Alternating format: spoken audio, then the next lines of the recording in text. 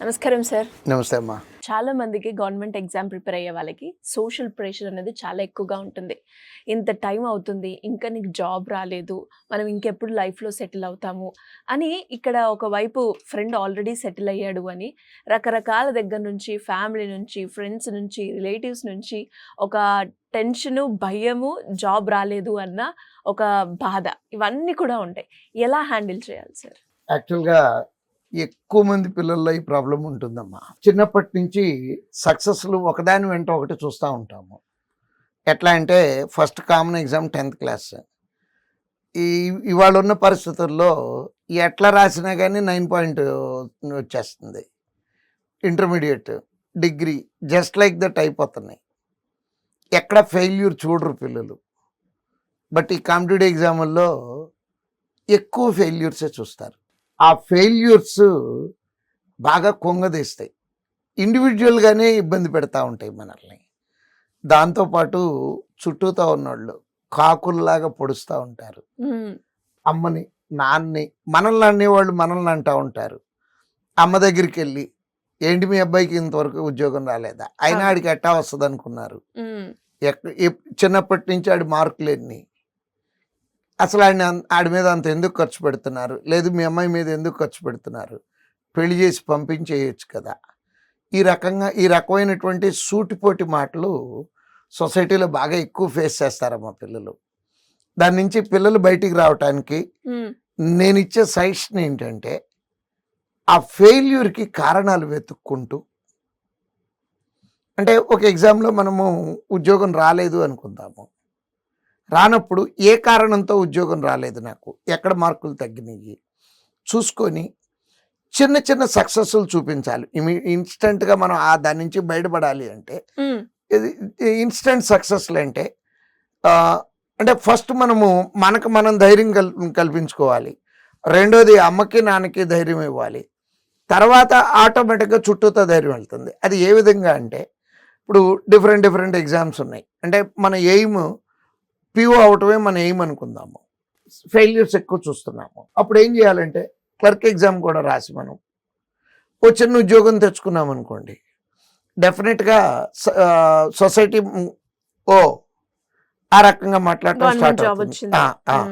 Next ఒకవేళ ఉద్యోగమే రాలేదనుకుందాము, కనీసం ప్రిలిమినరీలో క్వాలిఫై అవటం స్టార్ట్ చేసామనుకోండి, అమ్మకి నాన్నకి, నాన్న ఇంతకు ముందు వరకు ప్రిలిమినరీ కూడా అవ్వలేదు నాకు, నేను ఈసారి ప్లాన్ మార్చుకొని చదువుకోవటం వలన ప్రిలిమినరీ ఎగ్జామ్ క్లియర్ అయ్యింది నాన్న, నాకు డెఫినెట్గా నేను ఈ సీజన్లోనే మెయిన్స్ ఎగ్జామ్ కూడా క్లియర్ చేసే ధైర్యం వస్తుంది నాకు అని చెప్పి మాట్లాడి, ముందు మనం గ్యారంటీ ఇవ్వాల్సింది అమ్మకి నాన్నకి. అమ్మకి నాన్నకి గ్యారంటీ ఇవ్వగలిగాము అంటే చుట్టూతో గోడ కట్టేస్తారు మనకి. అంటే బయట నుంచి ప్రెషర్లు మన దాకా రీచ్ అవ్వకుండా they will guard us. Yes, first మన మీద మనకు నమ్మకం కలగటానికి చిన్న చిన్న సక్సెస్లు చూడాలి. ఆ చూసిన దాన్ని అమ్మకి నాన్నకి ఎక్స్ప్లెయిన్ చేసి, నాన్న నేను ఫెయిల్యూర్ కేసును కాదు, నేను కూడా ఉద్యోగం తెచ్చుకుంటాను, నేను సక్సెస్ఫుల్ అవుతాను అని చెప్పి అమ్మకి నాన్నకి నమ్మకం కలిగించి, ప్లాన్ ప్రకారం, అంటే మళ్ళీ చెప్తున్నాను అనుకోద్దమ్మా, ఫెయిల్యూర్స్లో నుంచి రీజన్స్ వెతుక్కోవాలి, కారణాలు క్రిటికల్గా అనలైజ్ చేయాలి. ఒక ఎగ్జాము ఫెయిల్ అయ్యాము అంటే బాధేస్తుంది, డెఫినెట్గా బాధేస్తుంది. నేను చదువుకున్న రోజుల్లో కూడా బాధపడ్డాను. బట్ ఆ బాధలో ఉండిపోకుండా కారణాలు వెతుక్కోవాలి. అంటే కారణాలు ఏమి ఉంటాయి, సబ్జెక్ట్ బాగా చదువుకోలేదా నేను, లేకపోతే టైం మేనేజ్మెంట్ కరెక్ట్గా చేయలేకపోయానా, సబ్జెక్ట్లో వీక్గా ఉన్నాను అంటే సబ్జెక్ట్ ప్రిపరేషన్ మళ్ళీ ఇంకోసారి చేయాలి, టైం మేనేజ్మెంట్ రావట్లేదు అనుకుంటే నెంబర్ ఆఫ్ టెస్టులు రాయాలి. కానీ కలిసి రావట్లేదనే మాట ఏ రోజు నేను ఒప్పుకోను. దానికి కలిసి రాకపోవటం అనేది చిన్న ఫ్యాక్టరే తప్పించి that is not the only factor for failure. So ఈ రకంగా ప్రిపరేషన్ మోడ్లో ఉన్నటువంటి తప్పులు ఏంటో తెలుసుకొని సక్సెస్ చూపిస్తూ చిన్నయే, అంటే ప్రిలిమినరీలు పూర్తి చేసుకుంటూ నిదానంగా ఇంప్రూవ్ చేసుకొని ఉద్యోగం తెచ్చుకోవాలి. అంతే తప్పించి మనము వాళ్ళు అన్నారు వీళ్ళు అన్నారు అంటారు, మనం కూడానే ఉంటాము. రేపు మనం సక్సెస్ అయిన తర్వాత కూడా మనం మాట్లాడతాము. సొసైటీ అట్లానే ఉంటుంది. కాకపోతే ఏంటంటే ఆ పర్టికులర్ టైంలో డిమోటివేట్ అవ్వకుండా కొంచెం దూరంగా కూడా ఉండొచ్చు సొసైటీకి. కాకపోతే ఒక్కటి నేను ఎప్పుడు చెప్పేది ఏంటంటే పిల్లలకి లెక్క రాసుకోవాలి. జీవితంలో మనల్ని హ్యూమిలియేట్ చేసిన ప్రతి మనిషిది పేరు రాసుకొని ఒక పుస్తకం, అంటే ఇప్పుడు రాజకీయ భాషలో మాట్లాడితే రెడ్ బుక్లు, బ్లూ బుక్లు, డిజిటల్ బుక్లు అంటున్నారు.